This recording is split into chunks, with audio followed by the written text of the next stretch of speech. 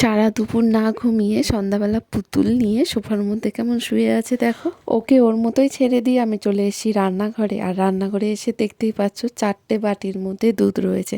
মানে কদিন তিমসি শরীরটা খারাপ জন্য দুধ সেভাবে দেওয়া হয়নি, তো সেগুলো জমে জমে এখন এতগুলো হয়ে গেছে, কি করব বুঝতে পারছি না। তো সেগুলো রেখে আমি এখানে ছোলা আর মুগ ডাল ভিজিয়ে দিয়েছি, যেহেতু সন্ধ্যাবেলা মা আর ভাই চলে এসেছিলো। আমি ছোলা আর মুগ ডালটা সেদ্ধ করতে বসি, আমি কিন্তু তিমসির জন্য এখানে খাবার বসিয়ে দিয়েছি। ওর জন্য করেছি সুজি, আর সুজিটা এখন ঠান্ডা করতে দিয়েছি, এটা ওকে মা খাওয়াবে। আর এখানে দেখো মা আমাদের জন্য মোয়া নিয়ে এসছে, সিঙ্গারা নিয়ে এসছে, ডালিম আর অনেকগুলো জিলিপি নিয়ে এসছে, যেটা তোমাদের দেখানো হলো না।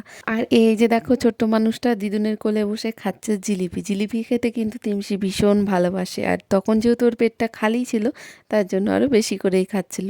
আর এইদিকে দেখো আমার ছোলা সিদ্ধ হয়ে গেছে, আর দুধটা দেখো কি করব ভেবে না পেয়ে এখন আমি পায়েস বসিয়ে দিয়েছি। আর এদিকে আমার ছোলা আর মুগ ডালটা সেদ্ধ করা হয়ে গেছে, সেটাতে এখন সুন্দর করে মুড়ি মাখিয়ে নিচ্ছি। এটা দিয়ে দিব মা আর ভাইকে খেতে। আর এতক্ষণ কিন্তু মা এসে তিমসিকে খাওয়াতে বসেছিল, মানে সুজিটা কিন্তু মা ওকে খাইয়ে দিয়েছে, যার জন্য আমি রান্নাঘরে একটু কাজ করতে পারছিলাম। আর এখানে মা ওদেরকে খেতে দিয়ে কিন্তু আমি একটু জিলিপি খেয়ে নিচ্ছিলাম, আমার তো ভীষণ ভালো লাগে। আর এদিকে দেখো আমার পায়েস একদম রেডি, যেটা খেতে কিন্তু ভীষণ ভালো হয়েছিল। আর মাকে আমি এখন একটু পায়েস টেস্ট করতে দিয়েছি, মারও তো ভীষণ ভালো লেগেছে। আর একজনকে দেখো ও সারা দিন পারলে বই খাতা নিয়েই থাকবে, ওকে একটু পায়েস খেতে বললো মা, কিন্তু ও খাবে না।